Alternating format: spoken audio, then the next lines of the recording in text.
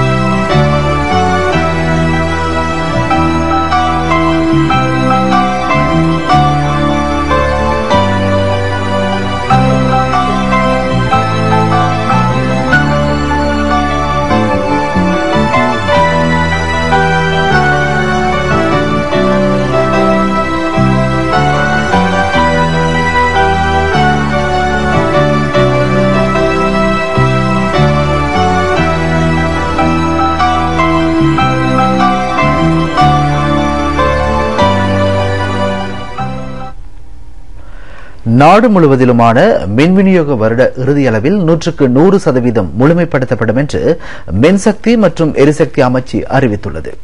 தற்பொழுது இந்த சேவையில் 95% பூர்த்தி செய்யப்பட்டுள்ளது. 2005ஆம் ஆண்டளவில் நம் நாட்டில் மின்சார தேவையில் 70% பூர்த்தி செய்யப்பட்டிருந்தது. கடந்த வருடத்தில் செப்டம்பர் மாதம் அளவில் இது 95% அதிகரிக்கப்பட்டது. அரசாங்கம் 2006ஆம் ஆண்டுக்கு பின்னர் பாரிய அளவிலான மின்சார திட்டங்கள் பலவற்றை முன்னெடுத்தமையே இதற்கு காரணமாகும். கெரவலப்பிட்டி அனல் மின் நிலையம், புத்தளம் நுரைச்சோலையின் முதலாவது கட்ட பணி, உக்குவெல நீர்த்தேக்க மின்சார திட்டத்தின் புனரமைப்பு, மேல்கொத்மலை நீர் மின்சார திட்டம், மொரகொல்ல நீர் மின்சார திட்டத்தின் செயற்திட்ட அறிக்கையை தயாரித்தல், யாழ்ப்பாணம் சுன்னாகம் அனல் மின் நிலைய திட்டம் போன்றவை இதில் முக்கியமானவையாகும். கிராம பிரதேசங்களுக்காக மின்சார வசதிகளை மேம்படுத்துவதற்கும் யுத்த மோதல் நிலவிய பிரதேசங்களுக்கு மின்சாரத்தை பெற்றுக் கொடுப்பதற்குமான துரித திட்டங்கள் வெற்றிகரமாக முன்னெடுக்கப்பட்டு வந்துள்ளன. கடந்த வருடத்தில் செப்டம்பர் மாதம் அளவில் 339 கிராமிய மின்சார திட்டங்கள் செயற்படுத்தப்பட்டன. கொழும்பு வாழ் மக்களின் வாழ்வாதாரத்தை மேம்படுத்தும் நோக்கிலேயே அகில இலங்கை மக்கள் காங்கிரஸ் இம்முறை தேர்தல் களத்தில் முதல் தடவையாக தமது கட்சியின் சின்னத்தில் தனித்து போட்டியிடுவதாக அமைச்சர் ரிஷாத் பதியுதீன் தெரிவித்துள்ளார். மேல் மாகாண சபை தேர்தலில் போட்டியிடும் அகில இலங்கை மக்கள் காங்கிரசின் ஊடகவியலாளர் மாநாடு கொம்பனி தெரு ஹோட்டல் நிப்போனில் இன்று மாலை நடைபெற்றது.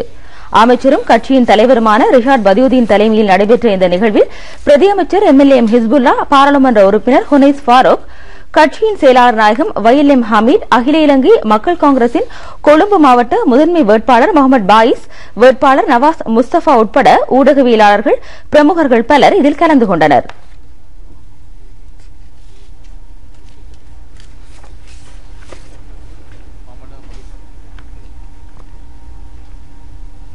சிறுபான்மை கட்சிகள் முன்னெடுத்ததாக எங்களுக்கு தெரியவில்லை. எனவே நாங்கள் கிழக்கில் முதலீடு செய்வோம் என்ற வேலை திட்டத்தை திருகோணமலையில் ஆரம்பிப்பதற்கான முதல்கட்ட நடவடிக்கைகளை மாகாண அமைச்சர் ஹாஃபிஸ் நசீர் அகமட் ஆரம்பித்து வைத்துள்ளார். இதன் ஒரு கட்டமாக மலேசிய நாட்டின் முதலீட்டாளர் குழு திருகோணமலைக்கு விஜயம் செய்து உயர் அதிகாரிகளை சந்தித்துள்ளது. முதலமைச்சர் நஜீப் அப்துல் மஜீத்தை சந்தித்த மலேசிய முதலீட்டாளர் குழு முதலீட்டு நடவடிக்கைகள் சம்பந்தமாக பலதரப்பட்ட விடயங்கள் பற்றி ஆராய்ந்துள்ளது. included in this prayer.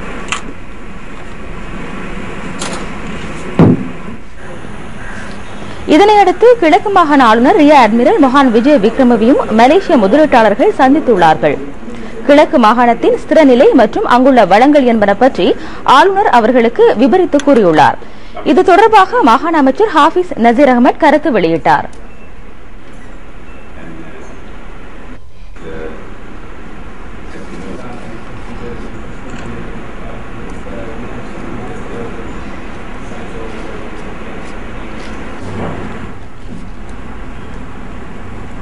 கிழக்கு மாகாணத்தினுடைய ஆளுநர் அவர்களை சந்திப்பதற்காக இன்று மலேசியாவிலிருந்து குளோபல் கம்பெனி என்ற ஒரு பாரிய முதலீட்டு வல்லமை கொண்ட ஒரு குழு ஒன்று இன்று அவர்களை விஜயம் செய்து கவர்னர் அவர்களுடைய அந்த தன்னம்பிக்கையும் இந்த கிழக்கு மாகாணத்தில் உள்ள வேலை திட்டங்களை பற்றி அவர்கள் விளக்கி கூறியதில் இவர்கள் அந்த முதலீடு சம்பந்தமாக செய்வதற்கான ஒரு உத்வேகத்தை அவர்களுக்கு அளித்திருக்கின்றது.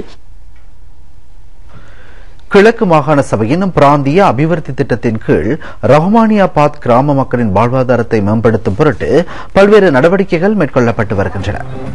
இந்த திட்டத்திற்கு அமைய கிழக்கு மாகாண அமைச்சர் MS உதுமாலபேயின் நிதி ஒதுக்கீட்டில் 40 லட்சம் ரூபாய் பெறுமதியான வாழ்வாதார உபகரணங்கள் வழங்கும் வைபவம் அண்மையில் இடம்பெற்றது. அமைச்சர் ALA மத்தாவுல்லா பிரதம அதிதியாகவும் மாகாண அமைச்சர் MS உதுமாலபே கௌரவ அதிதியாகவும் கலந்து கொண்டு வாழ்வாதார உதவிகளை வழங்கி வைத்தனர். மொத்தம் 292 குடும்பங்கள் இந்த உதவிகளை பெற்றுக் கொண்டன. இந்த நிகழ்வின் போது தையல் இயந்திரங்கள், சைக்கிள் வண்டிகள், குடிநீர் இணைப்பை பெறுவதற்கான நிதி உதவிகள் என்பனவும் வழங்கப்பட்டன. உயர் அதிகாரிகள் பலரும் இதில் கலந்து கொண்டார்கள்.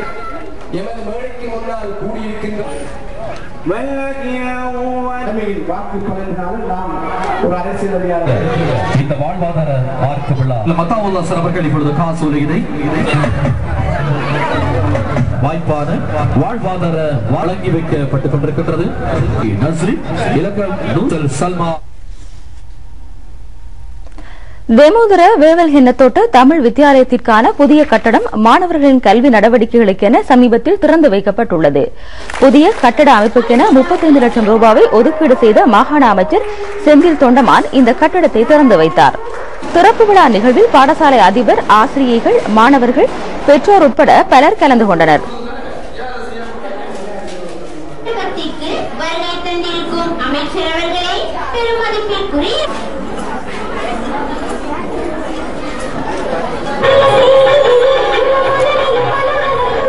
மண்டபத்தை வந்து ரிப்பேர் பண்ணது திரும்ப அவர் எடுத்த முயற்சியில தான் திருக்கோவில் பிரதேச செயலக வரவு செலவு திட்டத்தில் நிதி ஒதுக்கீடு தொடர்பாக ஆராயும் முன்னோடி அபிவிருத்தி குழு கூட்டம் பிரதேச செயலக கேட்போர் கூடத்தில் சமீபத்தில் நடைபெற்றது. பிரதேச செயலாளர் S. ஜெகராஜன் தலைமையில் நடைபெற்ற இந்த கூட்டத்திற்கு பாராளுமன்ற உறுப்பினர் PH பியசேன பிரதம அதிதியாக கலந்து கொண்டார். திருக்கோவில் பிரதேசத்தில் உள்ள அரசு திணைக்களங்களின் தலைவர்களும் பிரதிநிதிகளும் இந்த கூட்டத்தில் கலந்து கொண்டார்கள். 22 கிராம சேவர் பிரிவுகளில் அபிவிருத்தி நடவடிக்கைகளுக்கென 220 லட்சம் ரூபாவும் ஏனைய அபிவிருத்தி நடவடிக்கைகளுக்கென 80 லட்சம் ரூபாவும் ஒதுக்கீடு செய்யப்பட்டுள்ளன.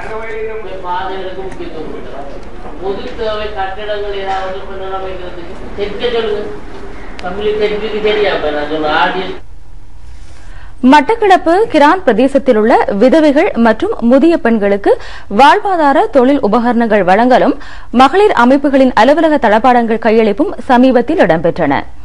மீள்குடியேற்ற பிரதியமைச்சர் விநாயகமூர்த்தி முரளிதரன் தலைமையில் நடைபெற்ற இந்த நிகழ்வில் மீள்குடியேற்ற அமைச்சு அதிகாரிகள் பலர் கலந்து கொண்டனர். பெண்கள் தலைமை தாங்கும் குடும்பங்களின் வருமானத்தை அதிகரிக்கும் நோக்கத்தில் இடம்பெற்ற இந்த நிகழ்வில் விதவைகள் மற்றும் முதிய பெண்கள் ஆகியோர் இந்த வாழ்வாதார தொழில் உபகரணங்களை பெற்றுக் கொண்டார்கள்.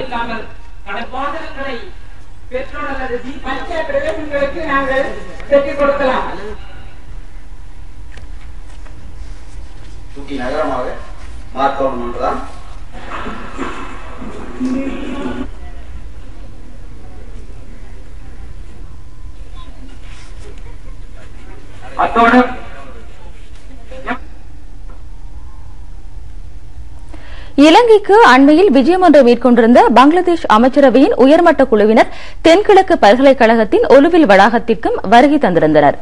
தென்கிழக்கு பல்கலைக்கழகத்தின் சமூக விஞ்ஞான மாநாட்டு மண்டபத்தில் நடைபெற்ற விசேட கலந்துரையாடலிலும் இவர்கள் பங்கு பற்றினார்கள்.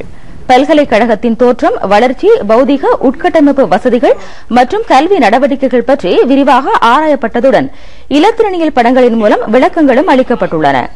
பங்களாதேஷ் குழுவின் தலைவர் அங்கு கருத்து வெளியிடுகையில், இலங்கையில் மேற்கொள்ளப்படும் அபிவிருத்தி நடவடிக்கைகளை முன் உதாரணமாக கொண்டு பெரிதும் பாதிக்கப்பட்ட சிட்டகாங் நகரை மீள கட்டியெழுப்ப உள்ளதாக தெரிவித்தார்.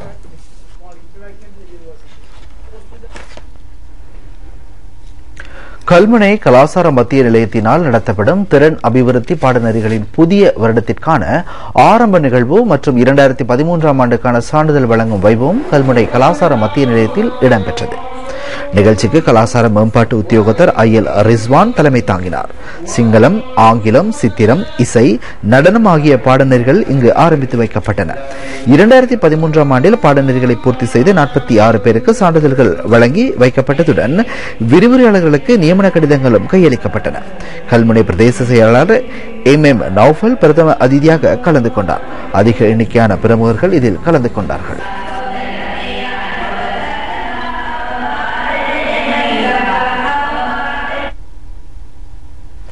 தெற்கு மேற்கு மாகாண சபை தேர்தல் தொடர்பான விசேட கண்ணோட்டம். ஐக்கிய மக்கள் சுதந்திர கூட்டமைப்பின் சார்பில் மேல் மாகாணத்திற்கு கம்பஹா மாவட்டத்தில் போட்டியிடும் சிசிர ஜெயக்கொடியின் வெற்றியை உறுதி செய்வதற்கான கூட்டம் ஒன்று கிரிபத்கொடவில் நேற்று இடம்பெற்றது.